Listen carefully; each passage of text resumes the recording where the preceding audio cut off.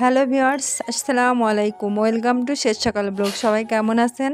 আশা করি যে যেখান থেকে আমার এই ভিডিওটি দেখছেন সকলে অনেক ভালো আছেন, সুস্থ আছেন। আল্লাহর অশেষ রহমতে এবং আপনাদের দোয়ায় আমিও ভালো আছি আলহামদুলিল্লাহ।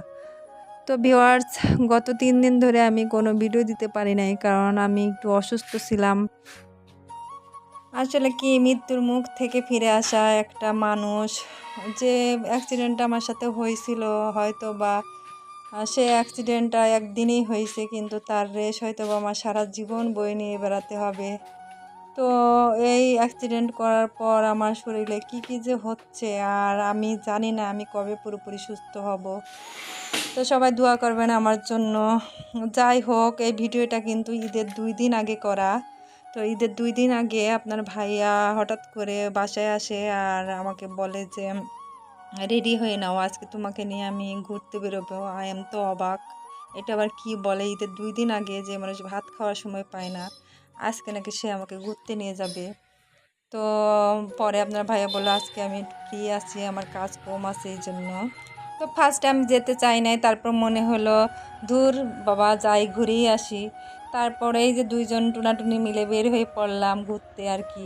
তো আপনার ভাইয়া বলতেছিল যেদিকে মন চায় সেদিকে যাব। তো কোন দিকে নিয়ে যাচ্ছে আমি নিজেও জানি না। তো ভিউয়ার্স, এইটা কিন্তু ওই যে বাসার ছাদ থেকে যে কলেজ মাঠ দেখায়, তো সেই কলেজ মাঠ এর আগে আমি শেয়ার করছি আপনাদের সাথে। তো যখন বেরোলাম তখনও কিন্তু আমরা বুঝতে পারতেছি না আমাদের সামনে একটা বিপদ ওয়েট করতেছে।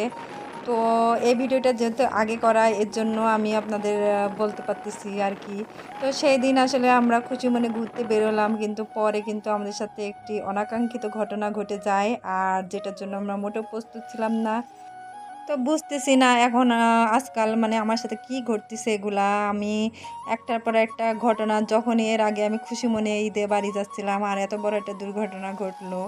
আবার এই দিনও মানে অনেক দিন পরও আপনার ভাই খুশি মনে আমাকে নিয়ে একটা কোথাও মানে ঘুরতে যাচ্ছে 2 জন মিলে, সেখানে একটা ঘটনা ঘটলো। যাই হোক, এগুলা সবই আল্লাহর ইচ্ছা, আল্লাহ পাকের ইচ্ছায় সব কিছু হয়। তো এই যে ব্রিজটা দেখতেছেন, এটা আমার কিন্তু অনেক অনেক পছন্দের একটা ব্রিজ। আপনাদের সাথে কিন্তু এর আগে আমি শেয়ার করেছি এই ব্রিজটা, মাদারের চর ব্রিজ। আর প্রায়ই এই বিকালবেলা এসে আমি এই ব্রিজে মানে বসে থাকি, আপনার ভাইরে বলি এখানে নিয়ে আসতে, আর আমার খুব ভালো লাগে এই ব্রিজটা। তো এই যে আয়নার ভেতরে আপনার ভাইয়ার একটু দেখা যাচ্ছে, মাঝে মাঝে শ্যুট করলাম আর কি।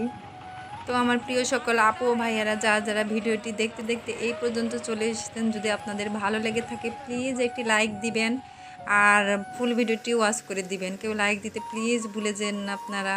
ভিডিওতে ইদানিং লাইক, ওয়াচ টাইম, সাবস্ক্রাইবার সব কিছু মানে হচ্ছেই না। আর ইদানিং কিছু আপু বা ভাইয়ারা এসে মানে ভিডিওতে কমেন্ট করতেছেন এসে যে নিউ সাবস্ক্রাইবার, অথচ বুঝতেছি না সাবস্ক্রাইবার দেখে যা তাই আছে, একটাও বাড়িনি। তাহলে কি করব, কি হচ্ছে আমি কিছু বুঝতেছি না। আর এমন হচ্ছে কেন, কোনো আপু বা ভাইয়ার জানা থাকলে অবশ্যই কমেন্টে জানাবেন। আর এই যে তেল পাম্প থেকে তেল নেওয়া আমাদের শেষ, তারপর আবার আমরা রওনা হয়ে গেলাম। তো ভিউয়ার্স, এই তো দেখুন একটা কি যে সুন্দর একটা পাখি, এই যে আমি শ্যুট করে নিলাম। সুন্দর না পাখিটা? উড়ে গেল। তারপর আমি রাস্তা দিয়ে যাচ্ছিলাম আর আপনার ভাইয়ের বলতেছিলাম যে তুমি আমার এখানে নামাই দাও, আর এত কষ্ট করে এত দূরে ঘুরতে যেতে হবে, এখানেই তো দেখো কি সুন্দর মাঠ, খোলা আকাশ বাতাস। আপনার ভাই আমার কথা শুনে হাসতেছিল। তো ভিউয়ার্স, আপনারা আমাদের সাথেই থাকুন আর দেখতে থাকুন সবুজ প্রকৃতি আর খোলামেলা মাঠ, আকাশ বাতাস।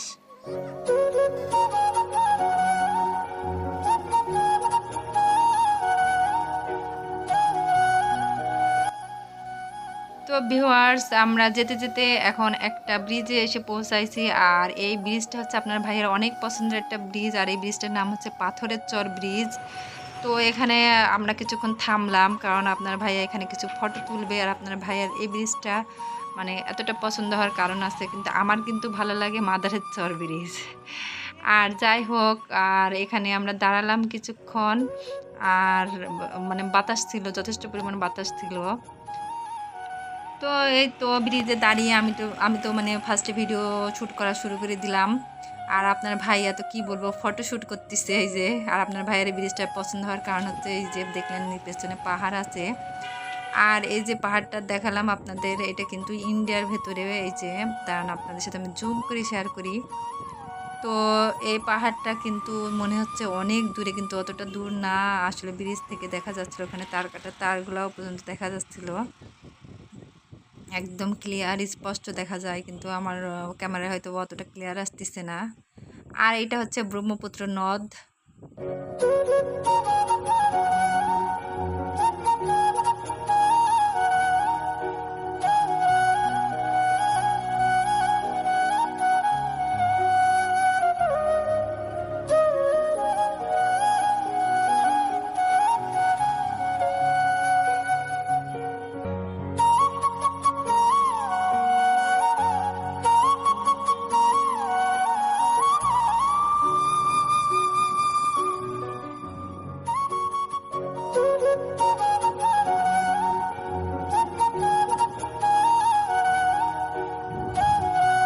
তো ব্রিজে কিছুক্ষণ ভিডিও, তারপর ফটো শ্যুট করলো আপনার ভাই, আর আমি ভিডিও করলাম আর কি।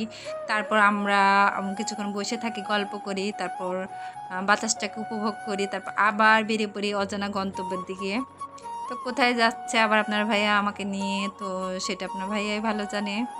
তো চারিদিকের পরিবেশটা আসলে কি বলবো, মানে এতটা অসাধারণ ছিল সেই দিন, এতটা অসাধারণ ছিল বলার ভাষা নেই। আপনারা দেখতে থাকুন আর সাথেই থাকুন।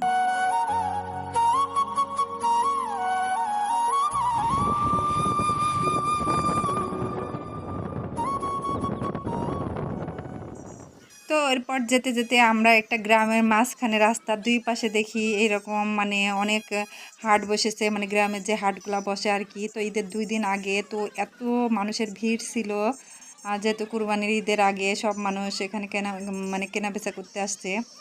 তো শাকসবজিগুলো দেখে আমার এতটা ভালো লাগতেছিল, আপনার ভাইয়ারে আমি বললাম তুমি আস্তে আস্তে গাড়ি চালাই যাও। তো আপনার ভাইয়া ভিড়ের মধ্যে আস্তে আস্তে চালাই চালাই যাচ্ছিল, আর আমি ভিডিও করতেছিলাম।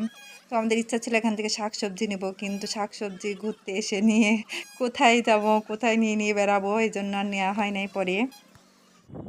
তো ভিউয়ার্স, বাজারটা থেকে বেরিয়ে আসার পরেই আপনার ভাইয়া বলল এদিকে আরেকটা জায়গা আছে, তো স্থলবন্দর, চলো যাই গিয়ে দেখে আসি। মানে ওইটা ইন্ডিয়া থেকে সম্ভবত পাথর আনা নেওয়া করা হয় ওই বন্দর দিয়ে। তো আমি বললাম চলো যাই। তারপরে এই যে আমরা চলে আসলাম ওই জায়গাটা, এখানে আমি ফার্স্ট টাইম আসলাম, এর আগে কখনো আমি এখানে আসি নাই। তো ভিউয়ার্স, আপনার ভাইয়ার কাছ থেকে শুনলাম যে এখানে নাকি মানে একটু সামনে গেলেই নদী আছে, আর এখানে নদী পথে আপনার ইন্ডিয়া থেকে পাথর আনে, বাংলাদেশে আর কি পাথর নিয়ে আসা হয়। তো এই বন্দরটার নাম হচ্ছে ধানোয়া কামালপুর স্থলবন্দর, আর এটা হচ্ছে বকশীগঞ্জ থানায় অবস্থিত আর কি। তো আসার পরই ফার্স্টেই আমার চোখ পড়লো এই যে দেয়ালগুলোর দিকে, দেখুন কতটা সুন্দর মানে চিত্রকর্ম ফুটিয়ে তোলা হয়েছে এখানে। এখানে কিন্তু পাথর এগুলা খোদাই করে করে এভাবে তৈরি করেছে দেয়ালে, খুব ভালো লাগতেছিল। আর নিচে অনেক সুন্দর করে ঘাস ফুল লাগিয়েছে, আর এত আমরা তো তখন তো প্রায় বিকাল 4:30-5টা বাজে আমার সম্ভবত। তো ফুলগুলা সব অলরেডি মানে বন্ধ বন্ধ হয়ে আছে এই যে। তো ভেতরে ঢোকা যায় কিনা আমি দেখতেছিলাম, কিন্তু বড় একটা তালা মারা গেটে, আর ভেতরে একটা লোক বসেছিল, সে বলল যে ঈদের ছুটি তো তো এই জন্য বন্ধ, মানে 2টা ছেলে আসছিল তাদেরকে বলতেছিল, তাই শুনলাম। আর এদিকে দেয়ালে দেখুন আমাদের মুক্তিযুদ্ধের কিছু মানে চিত্রকর্ম, আর এই পাশে আমাদের গ্রাম বাংলার কিছু সংস্কৃতি তুলে ধরা হয়েছে। খুব ভালো লাগতেছিল, এই যে মাথায় ধান কেটে নিয়ে যাওয়া, তারপর ধান উড়াচ্ছে, তারপর নৌকা, মানে সব কিছু মিলাই খুব ভালো লাগতেছিল। তো এই আর কি। আর আপনার ভাইয়া দুষ্টামি করতেছিল যে মেয়ে মানুষের আবার গোঁফ হয় নাকি। তো আমি আবার হাত দিয়ে দেখতেছিলাম আসলে কি গোঁফ, পরে দেখি না, এটা তো মানে এখানে একটু বেশি রং পড়ে গেছে, এই জন্য এরকম হয়েছে আর কি। তো ভেতরে তো আর যেতেই পারলাম না, তো কি আর করার, গেটের সামনে দাঁড়ায় দাঁড়ায় কি আর করবো। তো আপনার ভাইয়া বলতেছিল চলো চলে যাই। তো এই চলে যাবার পথে আমাদের সেই ঘটনাটি ঘটে। তো ঘটনাটা আসলে আমি আপনাদের সাথে সরাসরি দেখানো বা শেয়ার করতে পারলাম না, যাই হোক আমি মুখে বলবো ঘটনাটা আপনাদের সাথে কি ঘটেছে। আর ঘটনাটা ঘটার কিছুক্ষণ পরে আমাদের অনেক মন খারাপ হয়ে যায়, পরে আমরা জামালপুরে যাওয়া ক্যান্সেল করে এই যে হোটেলটায় আপনার ভাইয়া যেহেতু বিকাল বা সন্ধ্যা হয়ে গেছে, ক্ষুধা লাগছে, তাই খাওয়ার জন্য আসি। ছোট্ট একটা রেস্টুরেন্ট, বাট অনেক সুন্দর। তো ঘোরাঘুরি করে স্থলবন্দর থেকে আমরা আসছিলাম, তো একটা গ্রামের রাস্তা, হঠাৎ করে দুই পাশে মানে খোলা মাঠ, বাড়িঘর ছিল না, ফাঁকা একটা রাস্তায় একটা ছোট পুল ছিল।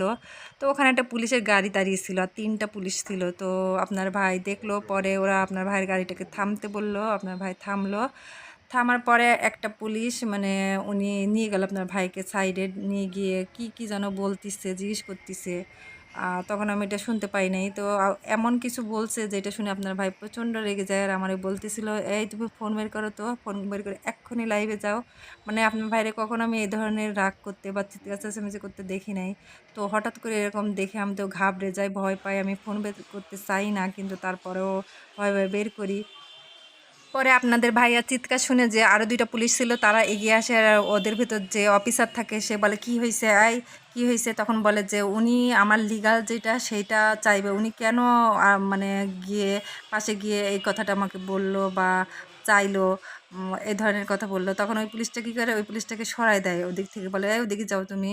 পরে সে কি করে? ঠান্ডা মাথায় সুন্দর করে আপনার ভাইয়ার সাথে মানে যখন দেখছে সিচুয়েশনটা এরকম হয়ে গেছে, সে কি করলো? ঠান্ডা মাথায় আপনার ভাইয়ার সাথে এটা ওইটা জিজ্ঞেস করতে থাকলো, তথ্য নিতে থাকলো আর একটা কাগজে কি যেন লিখতে থাকলো। যাই হোক, পরে কি করেছে আপনার ভাই বলল যে, আমরা একটু ঘোরাঘুরি করতে এসেছি এখানে গ্রামের রাস্তার ভেতরে। তো আমার সাথে সব কাগজপত্র লিগালি আছে। দেখুন প্রত্যেকটা কাগজ আমার একদম মানে আপডেট আছে আর আমার সাথে হেলমেটও আছে।" তারপরও কি করলো ওই পুলিশটা, মানে ঠান্ডা মাথায় ঠিকই কি করলো? মামলা আপনার ভাইয়ের উপর দিয়ে ৩,০০০ টাকার একটা মামলা লিখে দিয়ে কাগজটা দিয়ে দিল। যখন চলে যাচ্ছিল আপনার ভাইয়া ওর নাম্বার চাচ্ছিল পুলিশটার, কিন্তু সে নাম্বারটা না দিয়ে সে কী করলো? গাড়ি ছেড়ে চলে গেল। আর আপনার ভাইয়া তো প্রচণ্ড রাগ পায়, মানে সে ওখানে রেগে টেগে মানে আমার সাথে এক পর্যায়ে সে বলে যে, "এরকম করলো কেন সে? আমি তো সব কিছু ওকে করে রেখেছি, সব কিছু ঠিক আছে আমার। তারপর ওরা এটা কেন করলো? আর এই ধরনের ব্যবহার কেন করবে?" তো আসলে কি দুনিয়াতে মানে সৎ থাকতে বা সৎ মানুষের সৎভাবে চলতে গেলে মানে বড়ই কঠিন এখন। তো আপনার ভাই আসলে কেউ অন্যায় করে না এবং অন্যায়কে প্রশ্রয় দিতে চায় না। আর আ কি আইন বাংলাদেশের? আমার এটাই মানে এটা কি বলবো, আর বলার ভাষা নেই। এতদিন মানে গল্পে শুনছি বা টিভিতে দেখছি, তো আজকে নিজের চোখে দেখেছি তো পরে আমি অনেক ঘাবড়ে যাই। এরপরে মন খারাপ হয়ে যায় আর এই জায়গাটায় আসি আর এই জায়গাটায় এসে আমি মানে আমার এত খারাপ লাগে, আমি কিছুক্ষণ দাঁড়ায় আমি কান্নাও করছি যে মানুষ কেন এমন হবে? মানুষ মানে কেন এমন হবে? আর পুলিশগুলা কি বলতেছিল জানেন?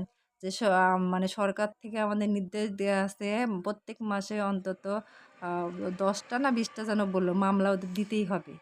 তা মামলা দিতে হবে বলে যা মানে নিরপরাধ মানুষের ধরেও মামলা দিতে হবে? এটা কোনো কথা? আপনারাই বলুন। তো যাই হোক ভিউয়ার্স, আপনারা যারা এতক্ষণ ধরে কষ্ট করে আমাদের সাথে ছিলেন, আপনাদেরকে অসংখ্য ধন্যবাদ ও আপনাদের প্রতি অনেক দোয়া ও ভালোবাসা রইলো। আর সকলে ভালো থাকবেন, সুস্থ থাকবেন। আল্লাহ হাফেজ। আসসালামু আলাইকুম।